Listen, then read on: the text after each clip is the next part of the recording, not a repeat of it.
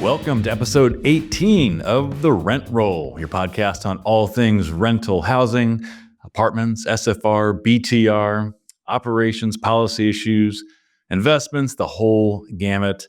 And this week, it's all about BTR, build to rent. We're going to give you a BTR update.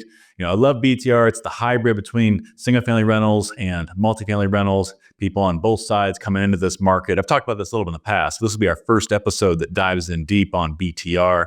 And, I'm thrilled to have with me the original king of BTR, the OG of the modern build-to-rent boom. He was doing BTR in the early 2000s, way before the business model really caught on. And he's been doing it in markets largely ignored by most institutional capital. Today, his company is by far the largest owner of build-to-rent units in the U.S., more than 3 times larger than the nation's second largest BTR owner. If you don't already know him and his company, you should. So I'm super thrilled and honored to welcome onto the show today Steve Kimmelman of Redwood Living and the pioneer of what he calls apartment neighborhoods of single-family rental homes, detached garages, and unusually large setbacks as well. So we'll be picking the brain of Steve today to ask him what he saw before most others did and where he thinks the sector is going. So stay with us for that. Before we jump in with Steve, though, we'll give you a quick overview of what's going on in the BTR world. Before we jump in, shout out, as always, to our sponsor, Madera Residential. Check them out, maderaresidential.com. All right, here's a chart.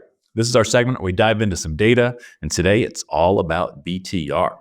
So let's start with the total BTR market because this is always interesting to me. A little north of 300,000 units either exist today or are under construction or are coming soon, according to the great folks at John Burns Research and Consulting. So it's still a pretty small market compared to 23, 24 million apartments.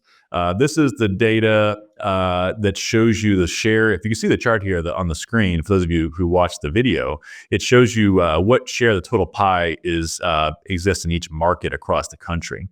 And what's pretty interesting is that about a quarter of all BTR units nationally are concentrated in just 2 markets. Phoenix, which I'm sure everybody can guess who's looked at BTR, and Atlanta is number 2. If you add in more metros, if you add in 6 more metros, you're at more than half of the U.S. total. So in addition to Phoenix and Atlanta, that means adding in Dallas, Charlotte, Houston, Austin, and Raleigh. Also in the top 10 are Nashville, Columbus, and Kansas City. So interesting to see 2 Midwest markets in there and 2 that are increasingly on the institutional radar. All right, here are BTR completions by year. And like apartments, we saw BTR supply peak in 2024. We'll see big numbers again in 2025 before it subsides a bit. More than 70,000 units completed in 2024. That's not a lot compared to apartments, but it's about like 7x the pre-COVID norm, which of course was tiny, since this is still a relatively new asset class. It's also 20K above the previous high set in 2023. Today, John Burns is tracking another 64,022 build-to-rent units in BTR communities under construction across the country. Once again, Phoenix represents the biggest chunk with about 8,500 units underway, followed by Dallas, about 4,800, Houston, 3,500. Only 2 others top 2K, that's Charlotte and Atlanta.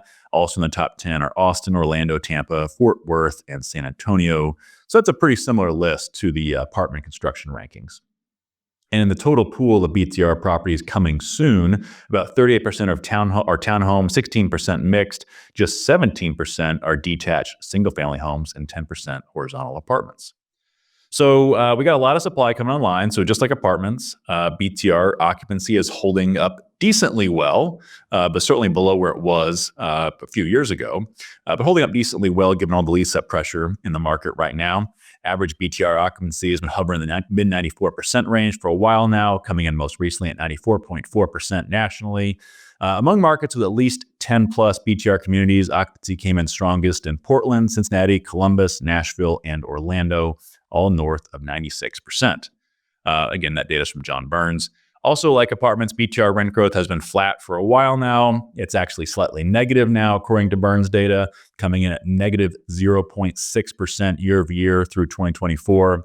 That's a bit below apartments, which were plus 0.5%. And obviously, some of that's just geography. The apartments having more geographic diversity in some lower supplied areas. But it's also comfortably below scattered SFR, which as of last reporting was at plus 3.7%. Top markets for BTR rent growth in 24, according to John Burns, were generally the lower supplied markets. And again, looking at areas with at least 10 BTR communities, that gives us a leaderboard led by Charleston and Cincinnati at 6.6%, followed by Kansas City at 3.8% rent growth. Greenville, South Carolina, one of my favorite smaller markets, at 3.1%, Chicago 2.1%, and Columbus and Vegas both just under 2%. And just like apartments, Austin is pulling up the rear on BTR rent change. BTR rents in Austin fell 6.5% in 2024. BTR rents also fell at least 3% in Nashville, Dallas, Salt Lake, Phoenix, San Antonio, and Atlanta. So again, fairly similar to the apartment story. Another chart I want to highlight comes from John Burns' BTR Renter Survey. And if you're in BTR or considering it, this survey is a must read, in my opinion. So much good info. And so I'm just pulling one highlight from it, which is this.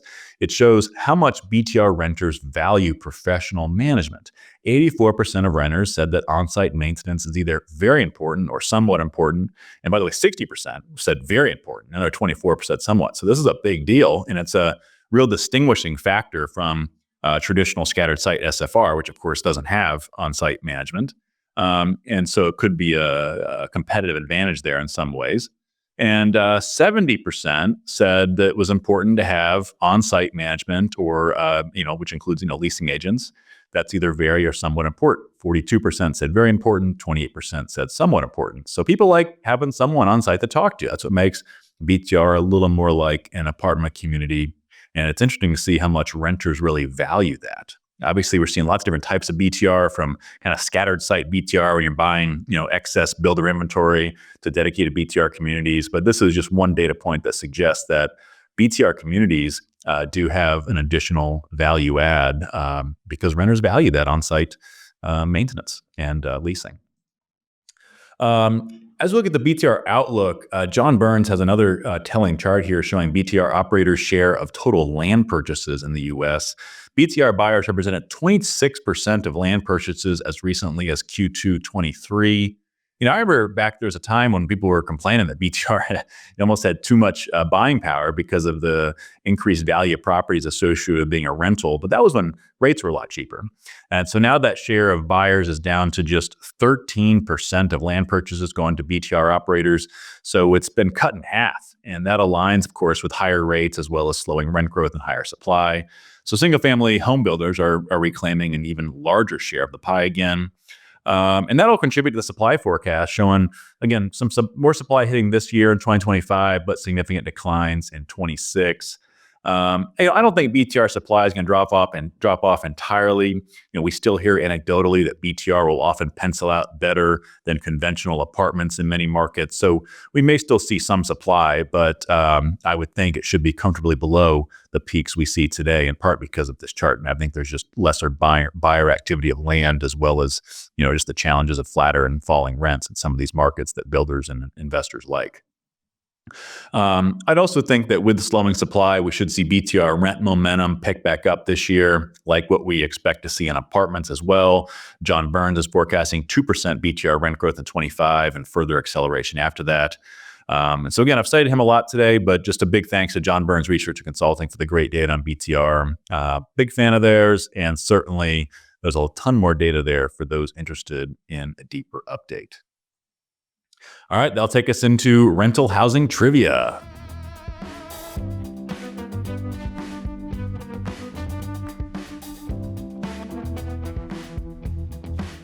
So today's question is, I told you we'll be talking to the leading owner of BTR units. That's Redwood Living. But who is, I should say, they are the largest owner by far with more than 20,000 units owned. Who ranks second for total BTR units owned in the U.S.? I'm going to give you four choices here. Is it AMH, American Homes for Rent?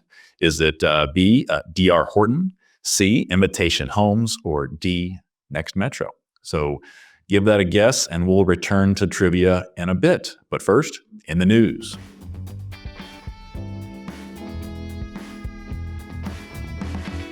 All right, so this is when we dive into headlines touching on rental housing. Got a few headlines of interest this week. First one comes from the Wall Street Journal. It says, Wall Street thinks U.S. homes are overpriced. Housing could be overvalued by anywhere from 10 to 35% based on how investors are acting. All right, so I thought this was a really interesting piece in the Wall Street Journal. When I first read it, I thought, this makes sense. It kind of helps explain why institutional investors are really on the sidelines these days, not buying single-family homes right now, and actually haven't been for a while. They represent a very tiny chunk of the pie in terms of homes being purchased right now. They've really shifted to building BTR units or buying portfolios. But as I read a lot of the chatter on social media, I think a lot of people actually misinterpreted this headline and the story a little bit. It's not that investors think homes are, quote unquote, overpriced, which implies some sort of bust on the horizon. I think that's how a lot of people are reading this. What it really suggests is that prices just don't make sense for investors right now. Market rents aren't high enough to justify the purchase price. So most scattered site homes would not be good investments at these prices. And also just a reminder that individual home buyers, a home is worth more to someone buying a home than someone buying an investment. And so this is another reason why, while there's fewer home sales, those that are selling are generally selling to individual home buyers. And I think we're going to continue to see that for a while.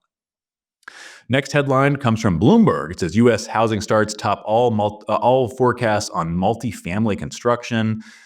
Deeper in the article, it says that multifamily starts are up 62%. So I got a lot of questions saying, hey, Jay, how can this be true with all that we're seeing? So, this is a good example of how sometimes data could be misleading, even accurate data. I mean, the Bloomberg article is accurate, but unintentionally misleading. And I don't think this is purposely. It's not a media bias thing, anything like that. It's just that it uses the same wonky data point that most economists like to use, which is seasonally adjusted starts.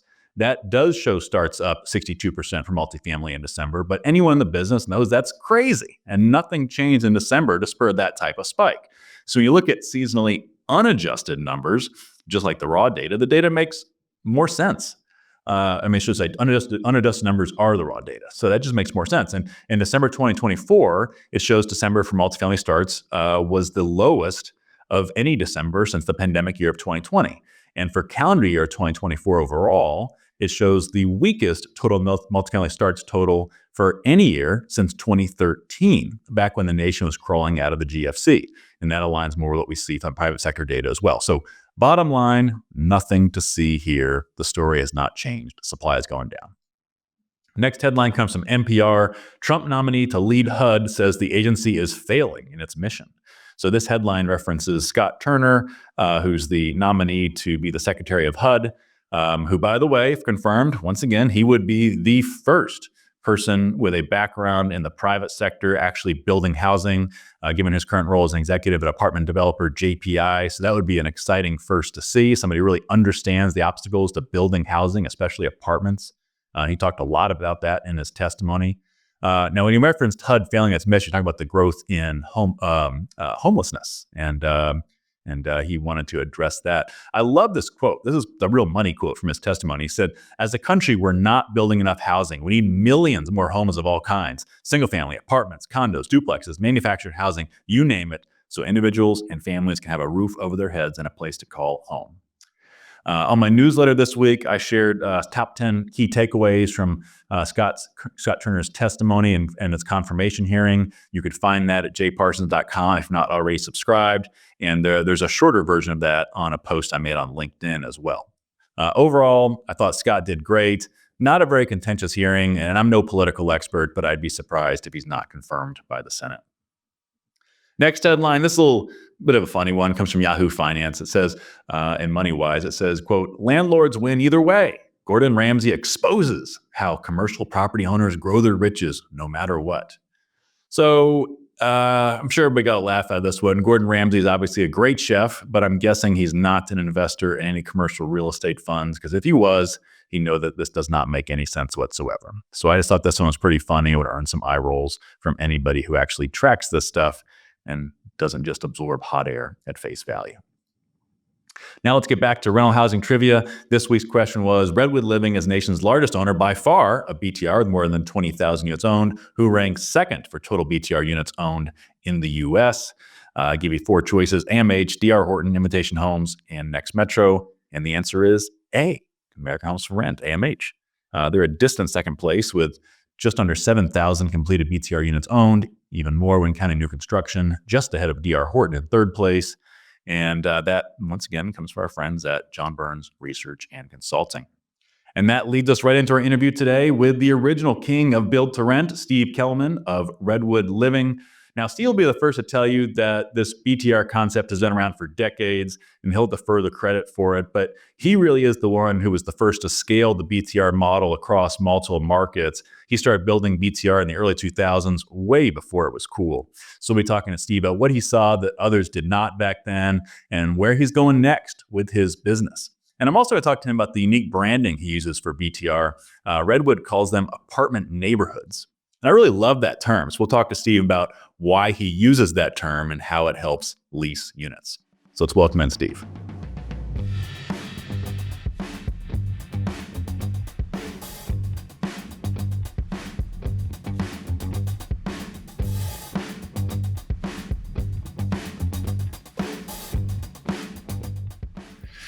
All right, now welcome to the interview portion of today's podcast, and I am really thrilled and honored to welcome in Steve Kimmelman, who is, I think, the original king of the BTR market. So, Steve, first of all, thanks for being here.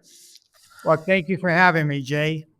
So the reason I wanted to have you on, and I'm so excited to talk to you, is you were building BTR developments long before it was cool, long before it was even recognized by industry as a category, going back a couple of decades now.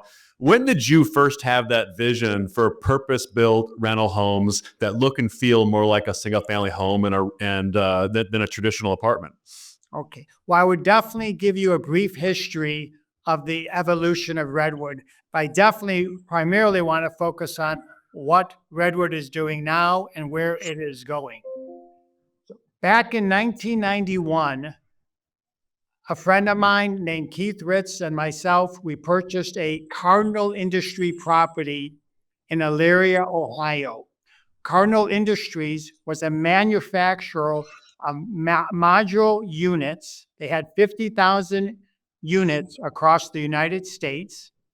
And these modular units were one story. They had nobody living above them or below them. I lived in one of the units, a studio, which was 12 by 24. And in talking to the residents living there, I quickly realized that people liked the fact that there was nobody living above them or below them. I then, when I was outside the unit, asked the question, how come there aren't any larger units, like a 2-bedroom unit, with attached garages? Now, in 1991, I was thinking of this concept. I must say that condo developers were building 2-bedroom, 2 full bathrooms, and attached garages, but that was a for sale product.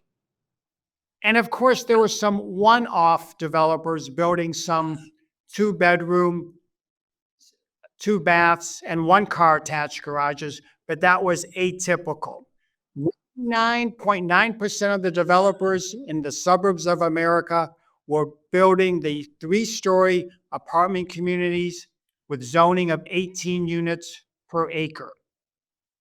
Now, fast forward to 2002, between 1991 and 2002, my friend and I were acquiring income-producing assets that were the 2-story apartment communities. But I wanted to figure out how we could build the single-story, 2-bedroom, 2-bath with attached garages that made economic sense for the renter.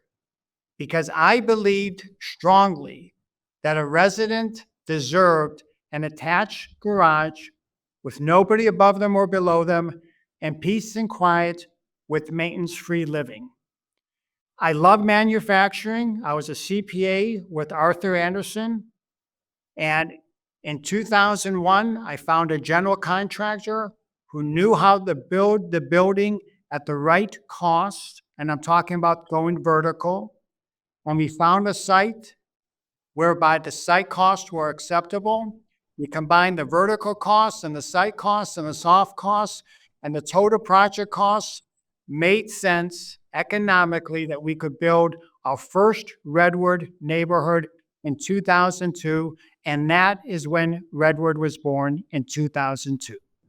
That's an incredible story. And I love that it starts with just thinking about the resident and you being there and talking to them. I think that's a great lesson for anybody in the industry. So, Steve, as you know, John Burns' research data shows that Redwood owns more than 3 times more build to rent units than anybody else in the country.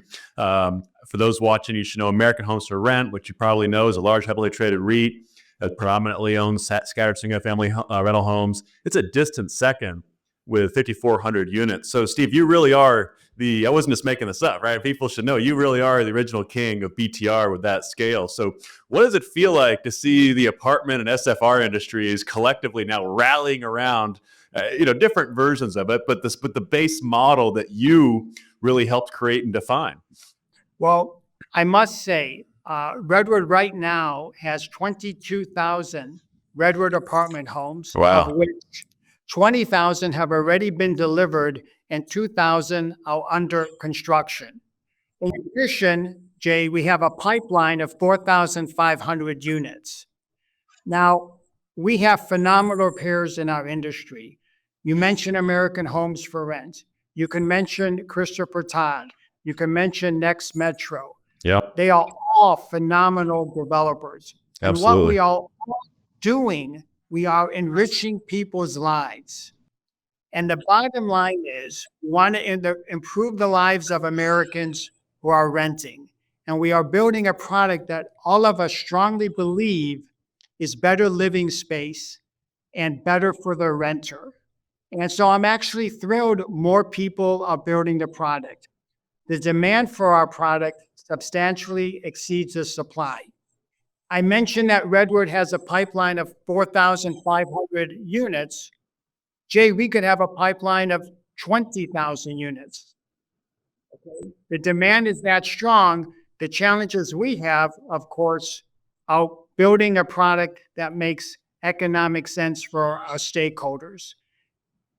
And obviously, we have a lot of headwinds, whether it be the increase in interest rates or governmental officials, assess entitlement fees. They have design restrictions, and you have numerous other regulations which increase the cost of construction, which makes it very challenging for Redwood and the other competitors that you mentioned to find deals that make economic sense for our stakeholders. Yeah. It really is remarkable, the evolution, but yeah, there's certainly those real headwinds. So, Steve, I was up in Cleveland a few months ago with you, and you were gracious enough to give me a tour of one of your apartment neighborhoods, and I love that term, outside of Cleveland. And I was struck, I've seen a bunch of these different BTR communities, and they're all great in their own way, but I was really struck by how unique Redwood neighborhoods felt because, for those who haven't seen this, who are listening or watching this, when you come into the community, it feels like kind of a normal single family subdivision, but with on-site leasing and maintenance. And then you just kind of look around, it looks like a kind of a duplex style, single story, attached garages, like you said. But also the thing that really jumped out to me, it was these rather large setbacks from the street, which means bigger yards and driveways than most other BTR communities, and all 2 beds, 2 baths. So how did that, you've kind of told some of the history a little bit, but talk to us a little bit how that model came together of 2 beds, 2 baths, attached garages, and how does that work so well for Redwood? Okay. Well, first off, Redwood, our 646 Redwood ambassadors, we are obsessed with continuous improvement and always improving. When we formed this company, we decided to make the trades, the construction trades, our vendors, and our employees part of the Redwood family. And we are always asking our residents, our Redwood ambassadors, employees, and our construction trades how we could build a better product. That started in the beginning in 2002. Frankly, our construction trades to this day are still working with us from the same project that we built 2002, and a lot of them are also investors in our Redwood neighborhoods. But we obtained substantial information from our trades concerning how do we build a better product and our residents. Because of all of their inputs, we now have a product, our most popular product, the forest wood, is 1,300 square feet, 2 bedrooms, 2 full bathrooms, 2-car attached garage, and a den. In addition, we have a patio where they could keep their grill and grill outside. Yep. This is a perfect living space we have found. In addition, we have 5 other floor plans that are larger in size, and everything we do is based on information we get from our trades, from our Redwood ambassadors, our employees, and from our vendors. We are obsessed with data and information, and it's best to hear what your customers have to say, your employees, and the people who are making the product. Yeah, and I'll just tag onto this, Steve. I was when I toured this property with you, like I was struck. Like you had asked me what I thought about it, and I kind of gave you the answer. But you really dug. You like I was surprised like how much you really cared about probably the just get context of anybody's perspective on the product you had built, and so hungry for information. Obviously, more from your residents than from me. But I just love that curiosity. I think it's a good tool for anybody to have when they're investing in communities like this. So, Steve, I want to ask you about this term. I've never heard anybody else use apartment neighborhoods. And, BTR, we've heard build for rent, build to rent, single family rentals, and now apartment neighborhoods. So we're still trying to figure out the right terminology here. And I think many people watching this would be interested in learning that you really lean heavily on that term apartments as opposed to single family rentals. And you've got some great marketing that describes the experience as reinventing, the quote here is reinventing the apartment home. Why do you find that term apartment to be more effective than single family rental or duplex rental or whatever else? First off, I want to give a shout out and mention, and I do in every podcast, Dave Conwell, who has been with me for now 22 years, is vice chairman of Redwood. He's outstanding at deal structuring, financing permits and construction loans, and he is the person that came up with the suggestion, hey, this is a neighborhood. It's more than a community. And when he brought it up to the executive leadership team, all of us took a step back and said, you're right. It is a neighborhood. Really, our product is very similar to a condominium complex. We mentioned before that condo developers were developing and building a product similar to what we are building. And it is more of a home. Call it an apartment home because our zoning is under the umbrella of multifamily. But it is an apartment home, and they are located in neighborhoods in wonderful cities in America. I want to point out one more thing that I think is unique about Redwood, and I think the competitors and peers that we mentioned before are doing the same thing. We hire acquisition managers who are Redwood ambassadors. Now, these Redwood ambassadors, when they are out looking for sites, we are not looking for sites that are 18 units per acre. We're trying to find sites that are 6 units per acre. And in some cases, in the Carolinas, they have to be 4 units per acre because of the topography. Wow.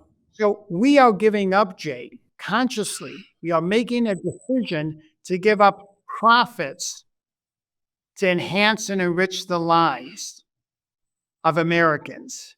This is a conscious decision that we are doing. We have 160 neighborhoods.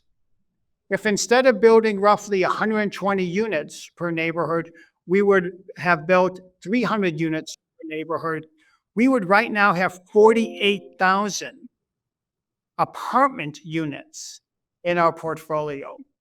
But because we care so much about the resident's experience, about the residents, we decided to build horizontal with a two-car attached garage and 2 driveways in front of the garage to benefit our residents. And we figured out through a lot of hard work, a lot of blocking and tackling, a lot of overcoming roadblocks of how to make this type of project economically feasible for our stakeholders. I love that. And just as a brief aside, I listened to a speaker who did some big developments in Texas recently, or recently as a speaker. And he was talking about the importance of what you're talking about, which is placemaking. We get so focused as an industry on, units per acre, revenue per square foot, that we sometimes forget about, hey, we got to create a place that people actually want to be. And I think we sometimes see the consequences of that. So having something that really stands out, I think is going to, I'm sure you've seen, drove value for Redwood in other ways, but giving people what they want. Exactly. Steve, let me ask you this. So tell me about your typical renters. Who are they? Typical ages, household size, income, profile, kids. Tell us what you can about them. Sure. As I mentioned before, we love data. So we do substantial market research in any market where we are located. We look at three primary factors: the number of households, the median income, and the population. And we take all of those factors into consideration. And if the criteria that we're using primarily right now at this time is we want to be in a location that has at least 15,000 households in a 5-mile radius. So basically you're covering 10 miles. We want to have a median income of $75,000. Based on the rents that we charge, we feel a resident must have this level of median income to afford the monthly rent. And our monthly average rent is about $1,800 per month. The type of resident that loves a Redwood neighborhood, obviously we are available for any type of resident to live in a Redwood apartment home, but we do get a lot of people selling their homes, empty nesters, because they no longer want to have stairs. They no longer want to have deferred maintenance or deal with maintaining a home, whether it's the roof or the windows, or deal with snow plowing or landscaping. They want a maintenance-free living. So our type of product works perfectly well, exceptionally well, for that type of a user. So our average age at our neighborhoods is about 53. We also have other mature couples. We have young couples. We have a substantial number of single people, Jay, and you have four parking spaces per apartment home. Plus you have a patio where you could grill outside. And we allow up to 3 pets per Redwood apartment home, Jay, but we only charge 1 monthly pet fee.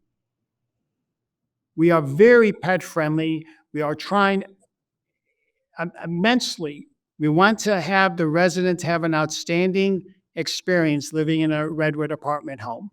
Yeah, you got to be pet friendly today, right? I mean, in the rental housing business, if you're not, you're losing out on a lot of renters. So, Right. Let's talk a little more about kind of the future. You're in Redwoods in 9 states today: Ohio, Michigan, Indiana, Illinois, Iowa, Nebraska, also Kentucky, North Carolina, South Carolina. Are you finding that same model works everywhere you build, or are you tailoring it significantly to each market? No, we have found that, and the people in South Carolina, North Carolina love the 2-car attached garages as much as the people in the Midwest, in Michigan, Ohio, or Indiana, or Illinois, and other states that you mentioned. They love the fact that they could have 4 parking spaces. They love the fact that they can have some extra storage space in their that they could use in their garages. We have not found, on the contrary, we have found that the demand for attached garages in the South is as strong as it is in the Midwest. What's more challenging for us in the Carolinas, especially North Carolina or wherever there's topography challenges, is getting the increased amount of density that we need, or the amount of density that we need per acre, that the deal makes economic sense. That is a challenge for us. And at this time, we're able to find sites because of our outstanding acquisition managers, and we are building in the Carolinas. But it is easier if the land is flat, obviously. So we could definitely get our 6 units per acre. But when it comes to garages, no. All of our, right now, Jay, we have about 29,000 customers living in Redwood apartment homes today. And I could tell you that they love the attached garages. I'm sure. Yeah. And I can imagine that. I mean, it's going to be colder in the Midwest. We still have weather in the South. It's hot. It's rainy. It's safety issues. So those attached garages are huge. It's great to bring groceries in. I mean, it's very practical to have that. Yeah. All right. So what's next for Redwood? You talked a little bit earlier about, you alluded to some of these headwinds that are facing really everybody now. Higher rates that are impacting less, leading to fewer construction starts. And so, number one, is that how big of a factor is that? And number two, you mentioned the pipeline you have, 4,000 plus units. Do you plan to keep building the same product, or would you ever build something materially different? That's a great question. Well, obviously, the increase in cost of funds has impacted us like it has our peers. In 2021, we bought land to build 22 projects. In 2024, we bought dirt to build 13 Redwood neighborhoods. And 25, we're probably going to buy land to build another 13 Redwood or 14 Redwood neighborhoods. So the increase in cost of funds and the increase in cost of construction has slowed us down somewhat, without question. Right now, our goal is in 25 to add about 1,300 Redwood apartment homes. And I mean literally 1,300 apartment homes. In 2024, Jay, we had a record-breaking year for Redwood. We delivered 2,489 Redwood apartment homes. Wow. If we were a home builder, we would have been one of the top 35 home builders in the United States of America. Amazing. So we continue to build. We continue to raise equity. We do a lot of blocking and tackling. We added in 2024 110 new investors. Wow. We are very grateful and appreciate our stakeholders who agree with our philosophy of a long-term hold. We love the fact that we are holding on to these Redwood neighborhoods while simultaneously upgrading the units, which has a positive impact on the resident experience and also the increase in rents. We also, because we have so many Redwood apartment homes, we have substantial buying purchase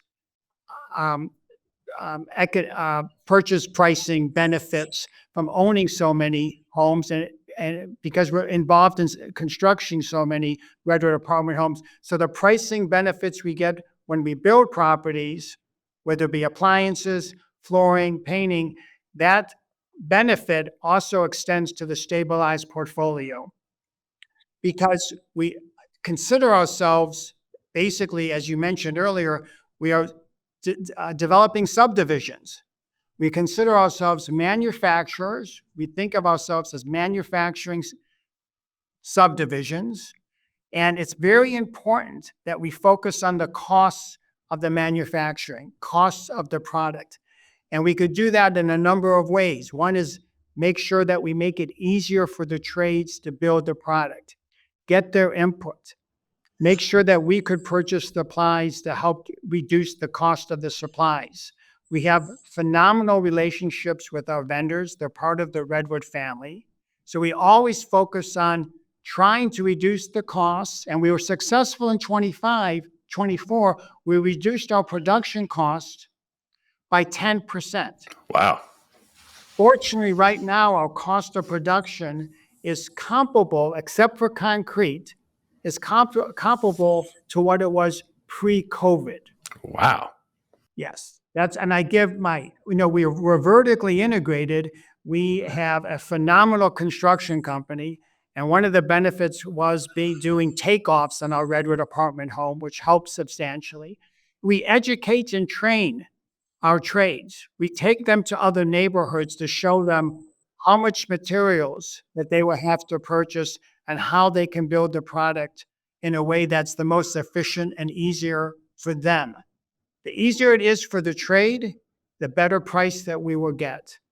So we're focused on the production costs 100%. And then on the flip side, operations is key. We are 100% all in AI. If you had a line of AI, we are on the right side of the line, not the left. And the people who are on the right side of the line are going to do extremely well. The people on the left side of the line are going to be zombies in the forest that's right behind you. You have to buy into and believe and live technology and manufacturing. And Redwood is a combination of both. We love business intelligence. We love Fabric, which is a AI product. We love D365. Everyone is on board with continuous improvement, how we build, how we operate. It's exhilarating right now being in the housing industry and being specifically in the build to rent industry. And we are just thrilled with the opportunities that are available to us. We, like our peers, would definitely love some help from the federal government. The local governments obviously have their own budgets, so they're looking at entitlement fees and other type of building fees to help them pay their monthly bills, which increases the cost of production. But it would be great if the federal government could help all of us reduce our cost of funds. We love HUD. We have 83 HUD audits. We loved Marcia Fudge, and I think the new Secretary of State will be Scott Turner. Secretary of HUD, yep. Secretary of State, excuse me. That's Mark Rubio. I apologize. Scott Turner will be overseeing HUD. We would love to meet with him to explain to him what HUD could even do more to help increase Redwood and our peers building more units. You had mentioned before, more housing units. If you increase the supply, the prices will go down. That's 100% factually true. That's basic economics 101. You are correct. The people that live in our neighborhoods, a lot of them live in the same cities where we are building a Redwood neighborhood. They love the fact that they could sell their home and stay in their own city. One way the government could help, HUD in particular, Freddie, Fannie, CMBS, life insurance companies, if they kept the interest rates the same, Jay, but extended the amortization period just a few years, would have a substantial impact on the mortgage constant. So the monthly payments for people purchasing homes would go lower, and more developers like Quinn Residential, Christopher Todd, American Homes for Rent would build more housing, rental housing, and the prices would go down. It's a win-win for everyone. 100% agreed. Very well said, Steve. Well, Steve, you're a true pioneer in this industry, and really appreciate the opportunity to pick your brain. And just want to throw this out there as well for anybody watching, listening, who's not seen a Redwood neighborhood. If you're ever in one of those markets, take the time to drive by, because it really is unique. There's not a lot of things that are built different. Everybody says they got secret sauces, but there's a lot of things. It's hard to sometimes tell on the outside, one builder versus another, unless you really know what to look for. But I think your communities are just so distinct. So I'd encourage anybody to take a look at them. So Steve, thank you again. Well, thank you for allowing us to be on your podcast. We wish you the very best. Happy New Year. Thank you, Steve. You as well. Thank you.